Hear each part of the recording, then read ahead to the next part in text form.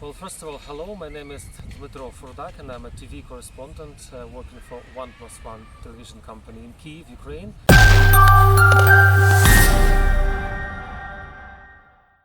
And of course, just a disclaimer, I should tell that I cannot represent the opinion or the pulse of the whole of Ukraine, but I will try to convey as much as I can, to the best of my knowledge and abilities, the situation in Ukraine.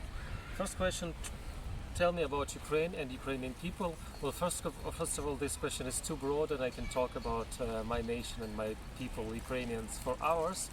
But just to try to make it as short as possible, I can tell you that right now Ukrainians and Ukraine is the country and the nation that has impressed the whole world with its bravery and resilience to this absolutely unjust, unfair, unprovoked aggression by the Russian Federation. Ukraine and Ukrainians are the people who love freedom and democracy, maybe the best in the world. These values are most important for us. So we're very open-minded, open, hospitable, cultural, creative and nice people.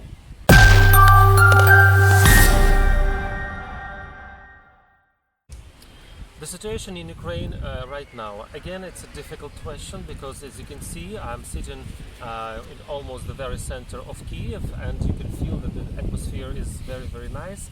It's a warm Thursday evening in Kyiv, and people are having their rest. I'm sitting by the cinema, so people go to the cinemas.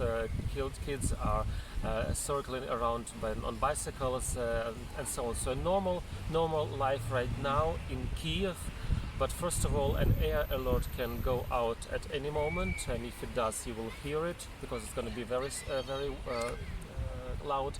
And of course, the situation is absolutely different in the areas which are close to the front line, because there, cities, small villages, towns are devastated, are ruined, lying in ruins, and our soldiers are defending our possibility to record this interview in a relatively peaceful Kyiv. What the government is doing, well, first of all, we understand that the armed forces are fighting Russian aggressors on the front line, and here in the relatively peaceful areas of Ukraine, people know where the shelters are. For example, if there is an air alert, public transportation doesn't go. Theaters, cinemas don't show their movies. No mass gatherings are allowed. For example, the biggest stadium in Ukraine hasn't been operating since the February 24th, 2022.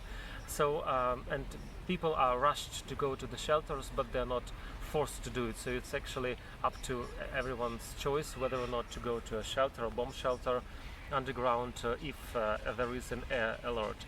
So I don't think that the government can do anything more right now to protect people, because, like I said many times already, it was not Ukraine who started the war.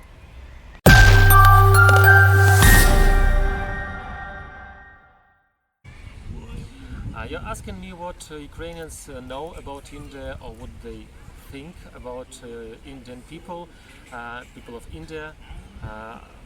To be honest, of course, I think you understand that we don't think about India every day. We study about this country, about your country in school, of course. We know that India was a colony of the United Kingdom of Great Britain, and of course we like Indian tea. We know, of course, that the cow is your holy creature in your religion, in your country, and you are fond of rice, of course. And it's a very, very big country in Asia. I think that's probably it. And yes, of course, Indian silk is very, very of good quality.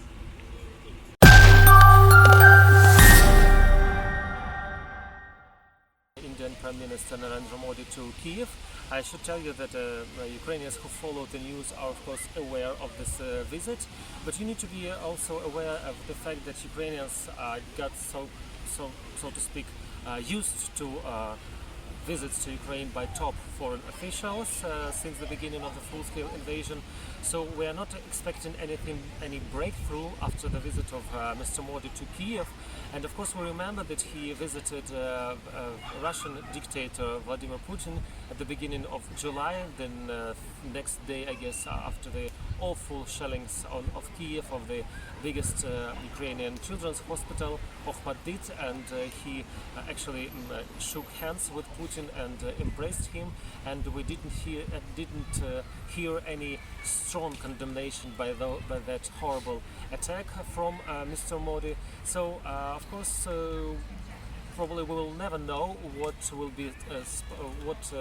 will be said and talked about behind closed doors by Ukrainian President Volodymyr Zelensky and Mr. Modi.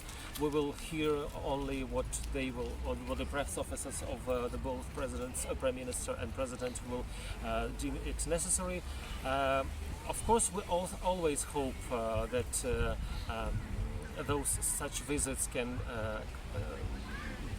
do the peace and victory closer, but we also understand that the only person who can end the war in one moment is Mr. Putin. Sorry, not Mr.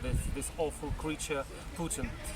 The peace of this war and the end of this war lies only in his hands, and he can do it, like I said, in one moment. So what we can do, what the civilized world can do, is not only condemn the Russian war against Ukraine, but also impose sanctions on Russia and make Russian life, Russian existence almost impossible. So to cut off all the ties, economic, political, diplomatic, cultural ties with Russia, so Putin understands that he has already lost this war.